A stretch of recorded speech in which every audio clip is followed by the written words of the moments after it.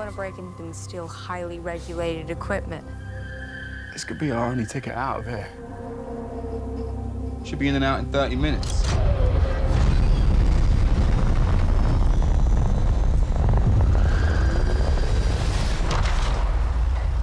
Welcome to the Romulus space station. Ooh, Alien Romulus is out in theaters today. It's the latest installment of the classic sci-fi movie series, the 7th to be exact. We've all been watching these films since the first one that was released in 1979.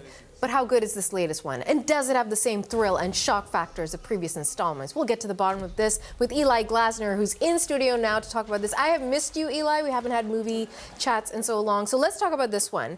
I'm dying to know what you thought about this 7th edition in this series. There's been a lot of aliens, so this one takes place sandwiched between the first and second film. So somewhere in the 22nd century after the events of Alien, but before the events of Aliens. You follow me? So we are on a mining colony named Jackson Star, trapped somewhere between the future and the past. Everyone is working for the company. They're filling their lungs with black death in the mines. The director, Fede Álvarez, definitely sets up the atmosphere, the miners trudging around, carrying literal canaries in cages. It's a planet with no sun, the music ominously growling in the background. Now, Rain is our main character. She's a plucky orphan. She and her android brother, Andy, they want to get off this rock, and their cousins, kind of lunkheads, but they have an idea. They're going to go to this abandoned space station, grab some cryogenic sleeping pods,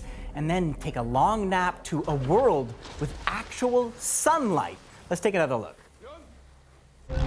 There she is. You want to break in and steal highly regulated equipment. This could be our only ticket out of here. Should be in and out in 30 minutes. I'm sure that should be fine. Everything will work out. Now, one of the challenges of this film are the characters are kind of, to be polite, underdeveloped. Like, for this massive space heist, this is not exactly Ocean's 11. We got the scared girl, the less scared girl, the too cool pilot, the tough guy, the rough guy, and the robot simpleton. And guess what? When they go to the abandoned space station, you know, it was abandoned for a very good reason. And as they're exploring, looking for the magic sleeping chemicals, there's kind of a vibe shift. This place gives me the creeps. What the hell is this? I don't know.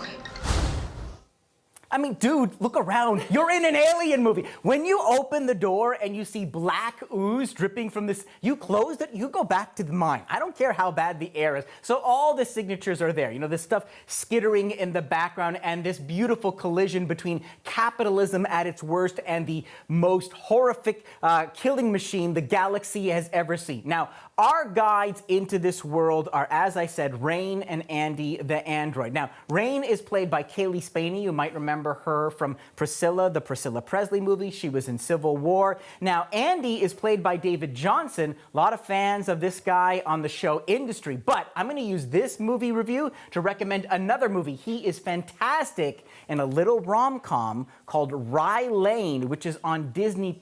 And I give that 1,000% recommendation. Oh, wow. Okay, but can we just stick to this movie Yeah, for a I get moment? it. Fine, just fine. for this segment, if you don't mind.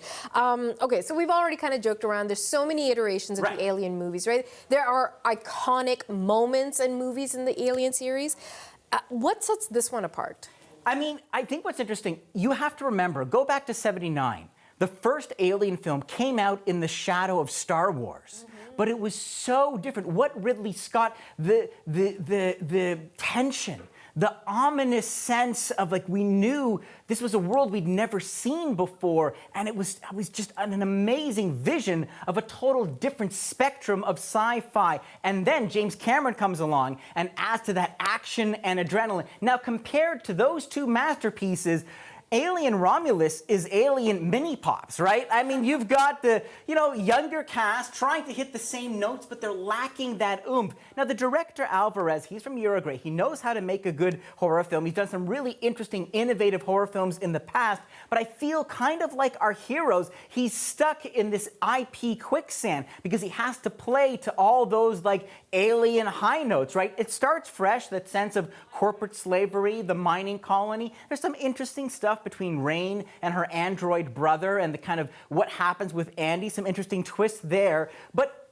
ultimately, this film is like a Disney theme park ride. Like, you know where you're going, and you know sooner or later you're going to be in the car, and it's going to turn a corner, and blah, something's going to jump out. So let's jump to that part. This is a scene where one of the tough guys, Bjorn, is in a room. Oh, look, there's water, and what could be those pulsating pods on the wall? I wonder.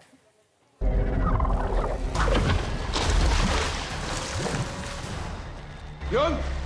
Stop playing around, man. Just get up. I'm not playing around. There's something in the water. What do you mean there's something in the water? No, there's just something in the water. Oh, there you go. So if you didn't have your morning espresso, you are welcome.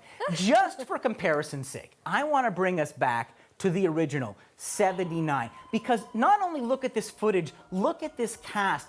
You have actual adults, Tom Skerritt, Harry Dean Stanton, John Hurt, Yaphet Kotto. You have actors in their 30s, in their 40s, in their 50s, and it's not about age. It's about the character in their faces. It's about they all seem like well thought out individuals who had gravity and consequence. Even Sigourney Weaver in that first film was only 28, but she had this sense of determination. In the shadow of that, how can Kaylee Spaney compete? Now, you might think it's not fair to compare this new film to the original, but when the new movie Romulus is basically doing alien cosplay, how can I not compare it? And my frustration with Rain is that too often she's being helped by others. She doesn't have that cunning. She doesn't have that same sense of strength. And I do want to warn you, captured in this tractor beam of nostalgia, there's one more trick that the director Álvarez has up his sleeve to reanimate a critical part of the Aliens legacy. Some might see it as fun,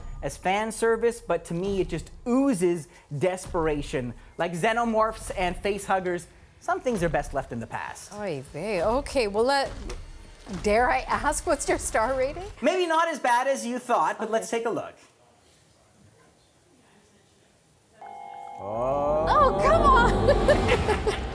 So, I gave it 3 out of 5. Okay, If you just need the thrills and chills, it's fine, but too familiar. And I want, you look at those originals, I'm hungering for that innovation. Yes. And that is what this lacks. This is just like a nice little return, little safer, a little shallower, but certainly pale comparison to the originals. I feel like that's been our theme this summer, you and I. It is this summer. Yeah. Hungering for an original idea. Let's hope the fall brings it. Listen up, Hollywood. Yeah, exactly. Thank you so much. You're welcome.